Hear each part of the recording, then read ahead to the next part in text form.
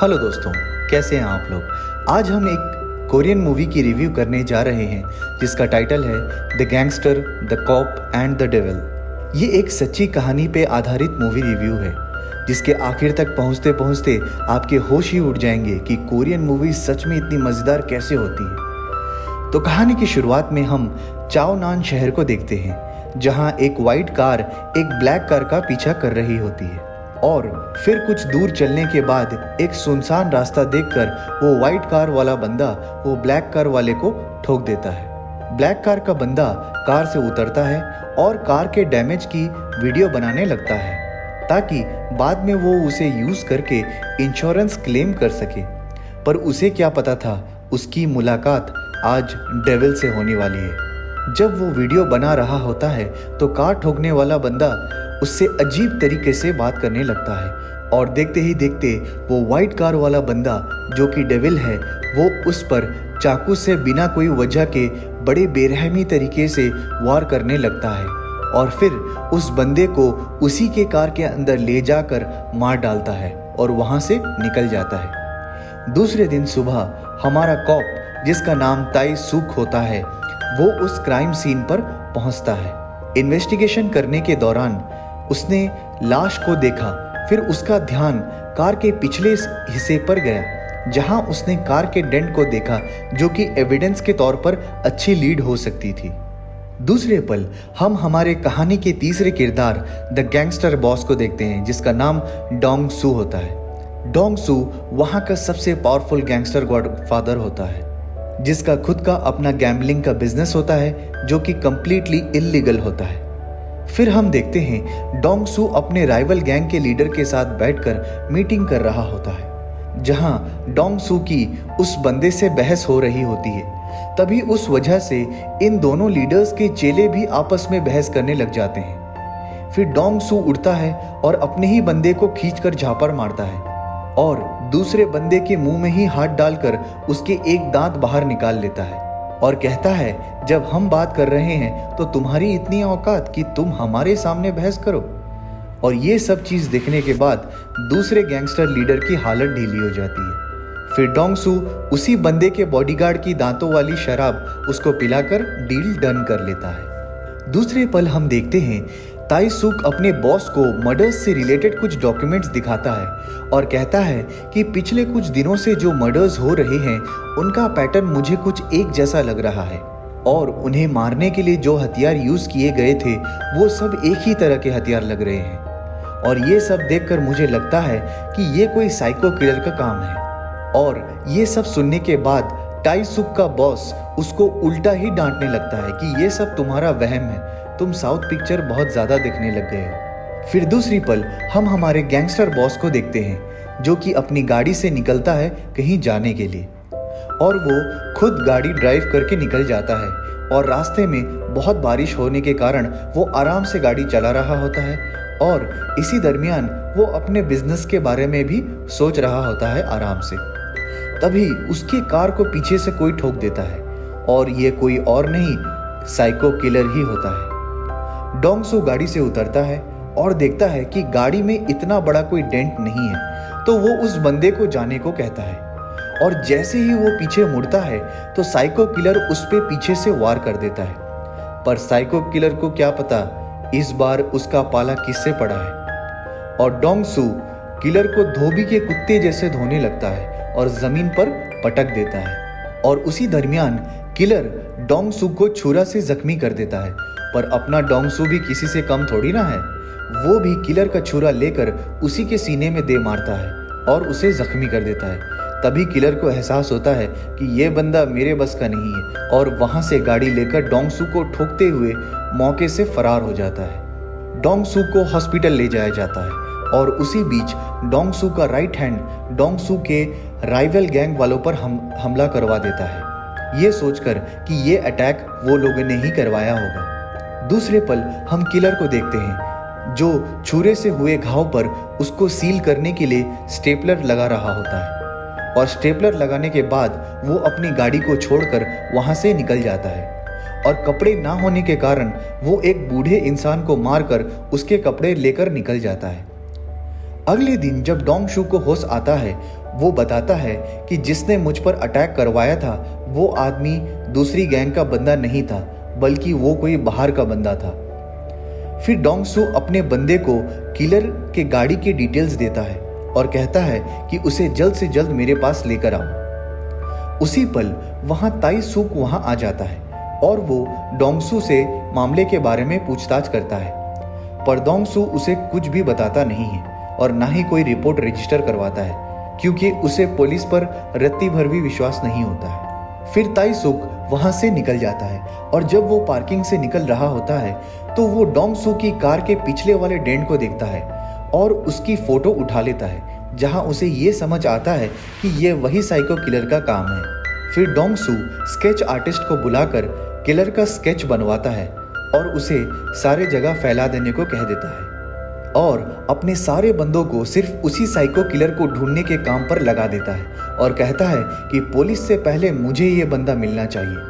इसी बीच उसी रात को किलर अपना अगला शिकार कर लेता है, जो कि एक ट्रक ड्राइवर होता है, और उसे मारने के बाद उसकी ट्रक लेकर वहां से निकल जाता है।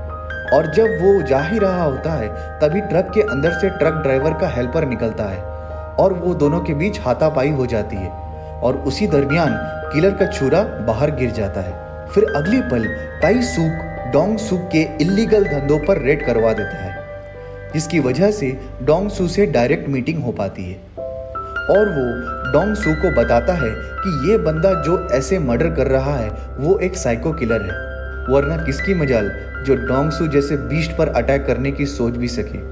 और डोंग सू पर इसी हमले की वजह से अंडरवर्ल्ड की दुनिया में डोंग सू का खौफ भी कमने लगता है और उसका फायदा राइवल गैंग वाले उठा रहे होते हैं। फिर डोंग सू अपने राइट हैंड से कहता है कि मुझे जल्द से जल्द वो बंदा चाहिए।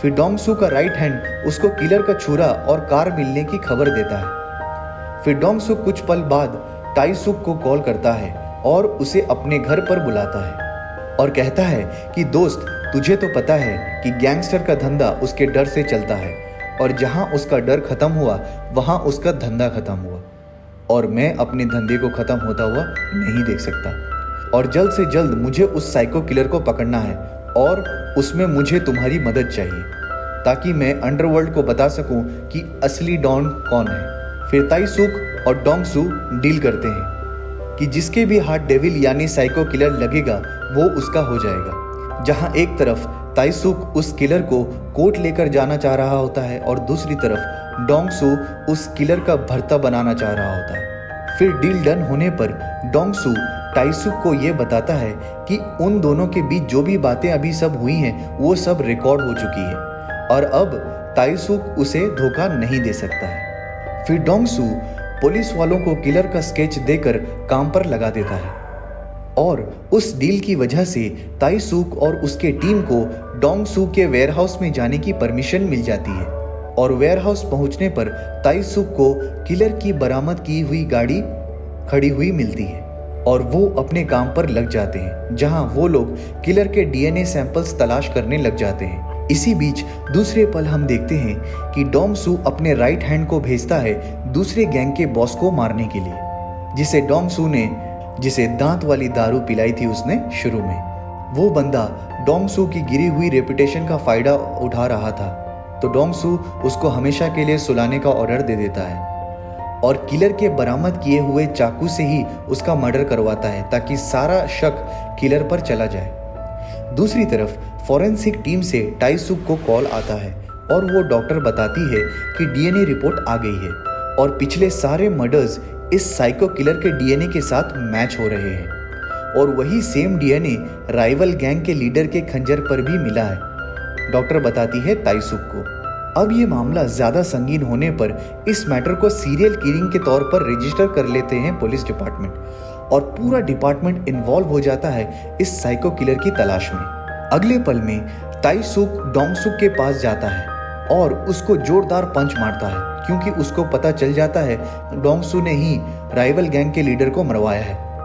उसी पल हमारा डोंग सू उसको धोबी के कुत्ते जैसे पटक देता है जमीन पर। फिर डोंग सू भी मान जाता है कि हाँ, मैंने ही उसको मरवाया है और फिर ये खबरें देश में आग की तरह फैलने लगती हैं और इस न्यूज़ को पूरे शहर के लोग देख रहे होते हैं और पूरे शहर के लोगों के साथ साइको किलर भी इस न्यूज़ को देख रहा होता है। फिर साइको किलर बहुत गुस्सा हो जाता है क्योंकि राइवल गैंग के बॉस का मर्डर उसके सर धर दिया गया होता है, जबकि उसने उसका मर्डर नहीं किया होता है। इसीलिए वो उस गैंगस्टर के तेरवी पर जाता है और सारे लोगों के साथ बैठकर खाना भी खाता है। फिर किलर एक लेटर उस मरे हुए गैंगस्टर के राइट हैंड को देता है जिसमें लिखा होता है कि गैंगस्टर की मौत मेरे छुरे से हुई है, लेकिन उसका मर्डर मैंने नहीं किया है, किसी और ने किया है और वो बंदा वहाँ पर बैठा हुआ है। फिर किलर डोंग सू की तरफ इशारा करते हुए बताता है कि वो देखो, वो बंदा है जिसने तुम्हारे बॉस को मरवाया है, और वो वहाँ से निकल जाता है। अगले पल उसी रात को ही किलर फिर से और एक बंदे को अपने स्टाइल में मार देता है और फरार हो जाता है मौके से। दूसरे दिन डोंग सू और ताई सुक किलर के गाड़ी में उससे रिलेटेड सुराग ढूंढ रहे होते हैं। तभी ताई सुक को स्टीयरिंग व्हील पर एक फिंगरप्रिंट मिलता है। उसी वक्त राइवल गैंग के बंदे वहां पर आ जाते हैं डोंग सू को मारने के लिए, लेकिन यहाँ अकेला डोंग सू सब पे भारी पड़ रहा होता है और यहाँ तो डोंग सू और ताई सुक दोनों मौजूद थे। फिर दोनों मिलकर उन सारे बंदे को मार मार कर उनका भरता बना देते हैं। अगले पल डॉक्टर ताइसुक को स्टीयरिंग व्हील से मिले फिंगरप्रिंट की रिपोर्ट देती है, जिसमें फिंगरप्रिंट से मैच करने वाला बंदे की मिसिंग रिपोर्ट पहले से ही मौजूद थी। फिर ताइसुक उस मिसिंग बंदे के घर जाता है और वहां जाकर देखता है कि बहुत सारे ग्रीन टैंक उसके घर पर रखे हुए हैं। वहां पर वो और भी बहुत सारी चीजें देखता है, जैसे काला जादू करने वाले बुक्स, मेडिसिन और भी बहुत सारी चीजें, जिससे ताइसुक की होश उड़ जाती है। फिर उसे वहां पर साइको किलर की ओरिजिनल फोटो भी मिलती है उसके फैमिली के साथ, जो कि डोंग सू के बताए हुए स्केच से मैच कर रही होती है। फिर ताइसुक इमीडिएटली ऑफिस जाता है और इस बंदे के बारे में सारे डिटेल्स निकालने को कहता है। दूसरी तरफ डोंग सू एक बिजनेस मीटिंग में बैठा हुआ होता है, जहां एक आदमी डोंग सू को उंगली कर रहा होता है और वो भी उसके सामने बैठकर। फिर क्या, सोते हुए शेर को जगाया है तो मौत तो पक्का है।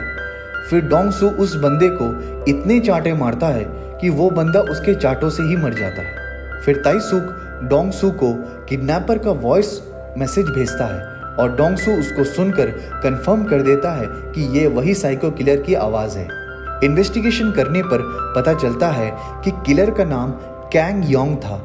किलर के बारे में थोड़ी इन्वेस्टिगेशन करने पर पता चलता है कि उसके बचपन में उसका बाप उसको खूब मारा करता था। फिर उसके सारे डिटेल्स इकट्ठा करने के बाद डोंग सू किलर की फोटो और उसके सारे गैंग में बांट देता है और पूरे शहर में उसकी तलाश जोर शोर से शुरू करवा देता है। वो लोग शहर का कोना कोना तलाश कर डालते हैं, लेकिन उसके बावजूद भी किलर उनके हाथ नहीं लगता है। एक दिन डोंग सू रास्ते में अपनी गाड़ी का इंतजार कर रहा होता है और वहीं पर एक लड़की भी खड़ी होती है। फिर डोंग सू बारिश होने के कारण उसको अपना छाता ऑफर करता है और कहता है कि ले लो, तुम भीग जाओगी बेटा, पर वो लड़की मना कर देती है। फिर डोंग सू के जोर करने पर वो छाता ले लेती है।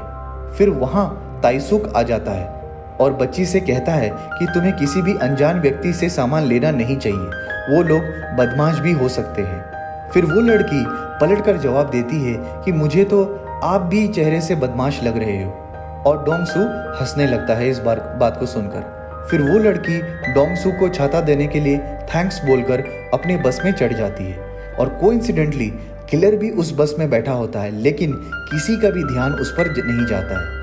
फिर शाम को गैंगस्टर्स और डिटेक्टिव्स साथ में बैठकर खाना खा रहे होते हैं और वो लोग टीवी पर न्यूज़ देखते हैं कि शहर में एक और मर्डर हो गया होता है और डोंग सू देखता है कि जिसको मैंने छाता दिया था उसी लड़की का मर्डर हो गया है। डोंग सू बहुत गुस्सा हो जाता है और उस बच्ची के मर्डर को देखकर। फिर सारे गैंगस्टर्स और डिटेक्टिव्स वहाँ से तेज़ी से निकलते हैं और सारे होटल्स, बस स्टॉप्स, लॉजेस का छप्पा छप्पा छान मारते हैं।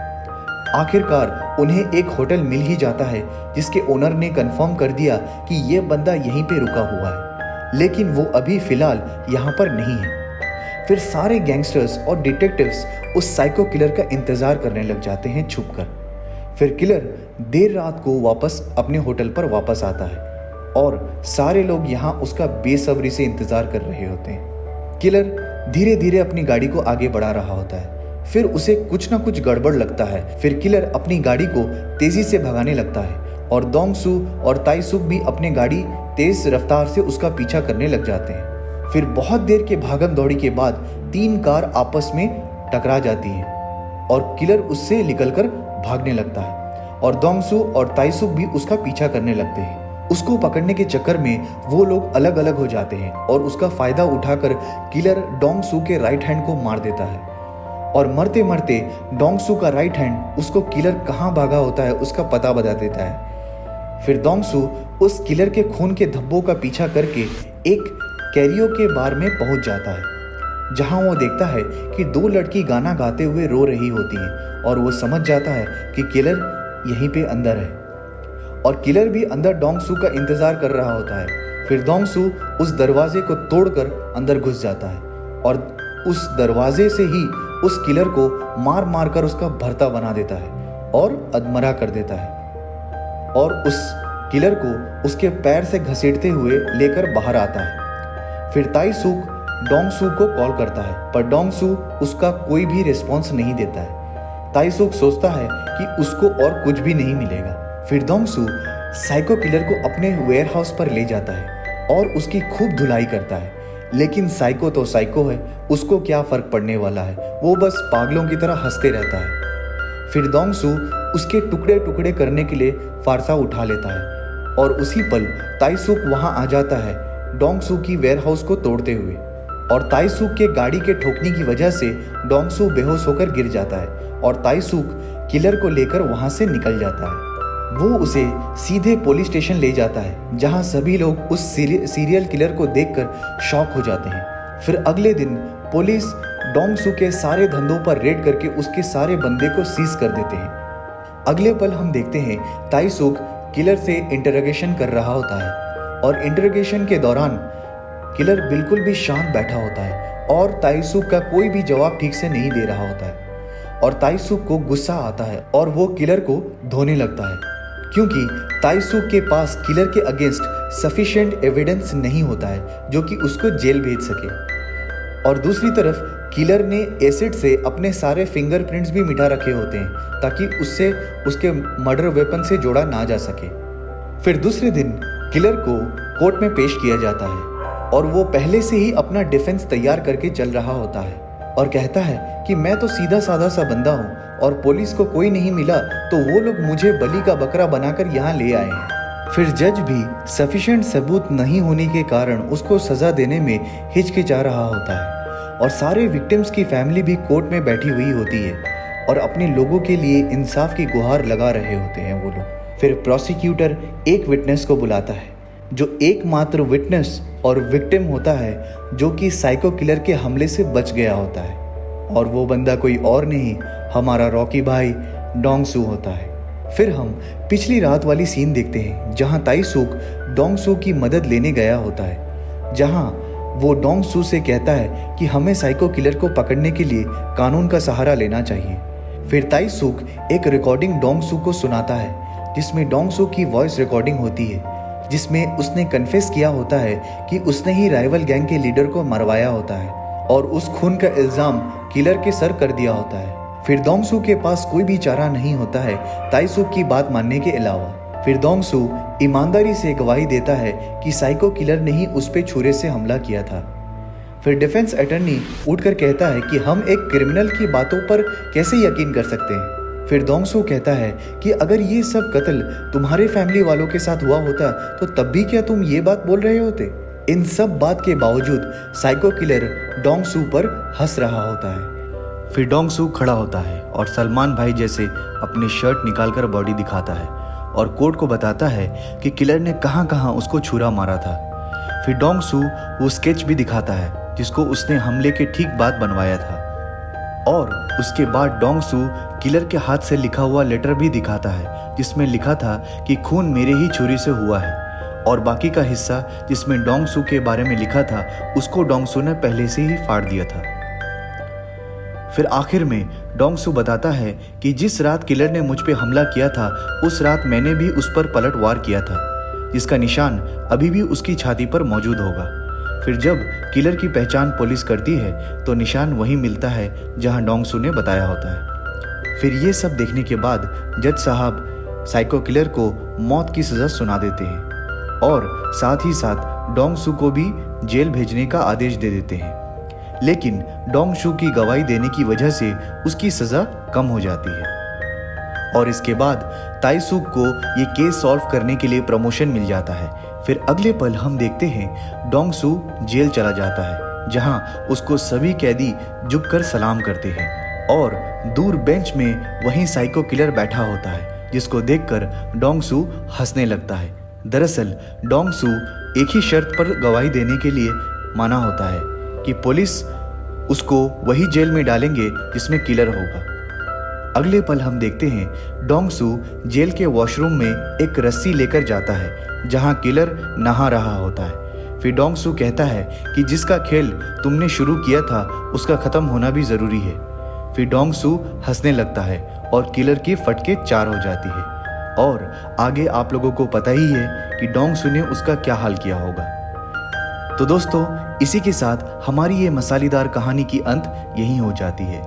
तो आपको ये मूवी रिव्यू कैसा लगा कमेंट करके बताना ना भूलें और अगर थोड़ा सा भी कुछ आपको पसंद आया हो तो लाइक, शेयर और सब्सक्राइब करना ना भूलें। जय हिंद।